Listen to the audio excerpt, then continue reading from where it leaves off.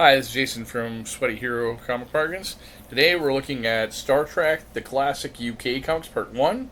This is published by IDW and Eagle Moss in the UK, and it's a hardcover collection of Star Trek comics from UK.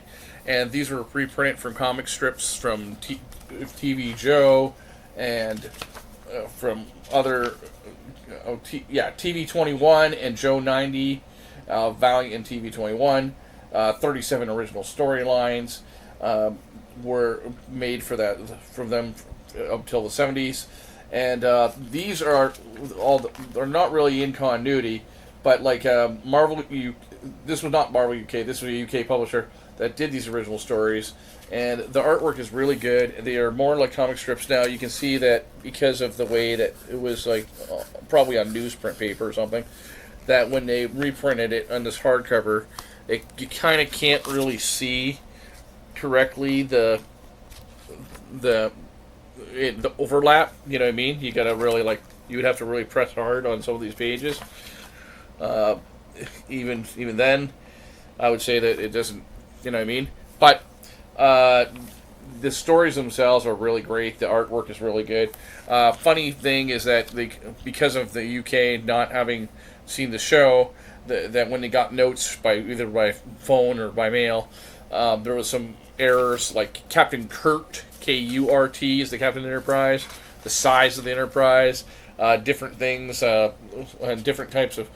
They're off kilter a little bit, like the Gold Key comics, but still, these are great stories. They feel to me like classic sci-fi stories of the 50s and 60s by real sci-fi people like Ray Bradbury, Isaac Asimov, etc., etc.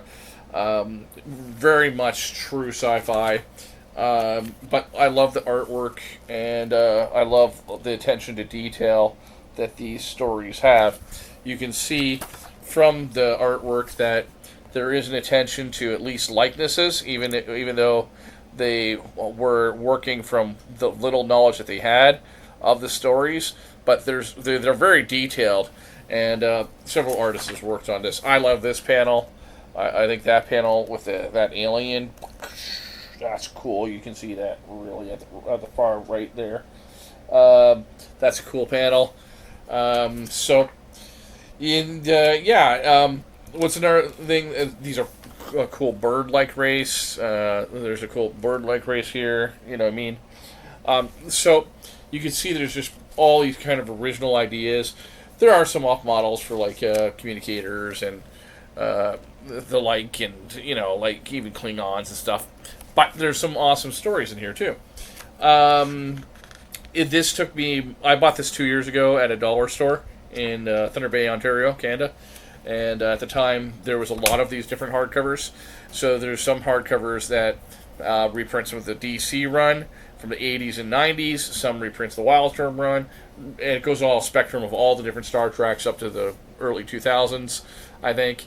And some of the reprint like a DC stories, and then a Gold Key one, if that makes sense.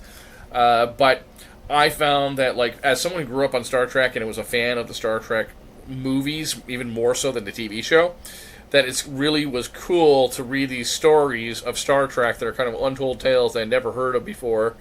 You know what I mean? That fill in the imagination of things that might have happened.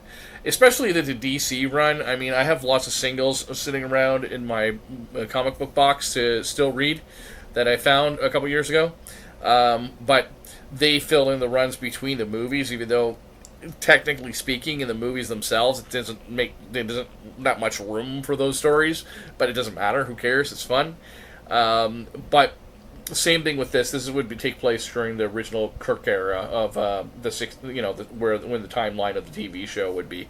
So you could call it like season 4, if you want to, I guess. Or maybe it took place before season 4. Who knows? And it's not like the Star Trek opened up and said, this is the first venture of the Starship Enterprise. This is a really fun read, and I recommend looking for this. It's another example of bargains that you can find at your comic store. Stay sweaty.